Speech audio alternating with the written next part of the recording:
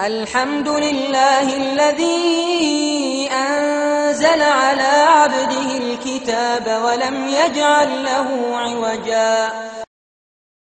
ما حكم بيع الآثار إن كانت هذه الآثار في أرض تملكها أو في بيت لك؟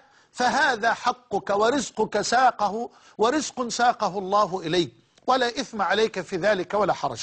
إن كانت هذه الآثار في أرضك في ملكك أنت وفي بيتك أنت، فهذا رزق ساقه الله إليك، وليس من حق دولة ولا مجلس ولا أي أحد أن يسلبك هذا الحق وأن يسلبك هذا الرزق الذي رزقك الله إياه.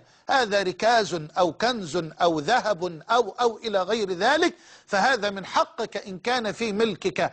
أما إن كانت هذه الآثار ظاهرة التجسيم لأشخاص فعليك أن تطمسها، لأن النبي صلى الله عليه وسلم نهى عن بيع هذا، وما حرم بيعه حرم ثمنه. أما الآثار إن كانت في صورة ذهب أو في صورة ركاز أو غير ذلك فهذا حقك إن كان في ملكك.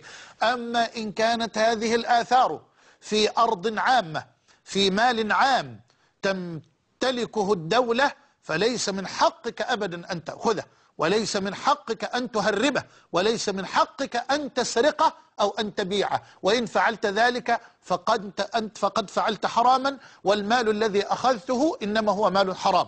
فما ظنك بمن يسرقون الآثار على مرأى مسمع باسم الحرية والديمقراطية كما رأينا بأم أعيننا على شاشات الفضائيات في العراق؟ ولا حول ولا قوة إلا وإنا لله وإنا إليه راجعون.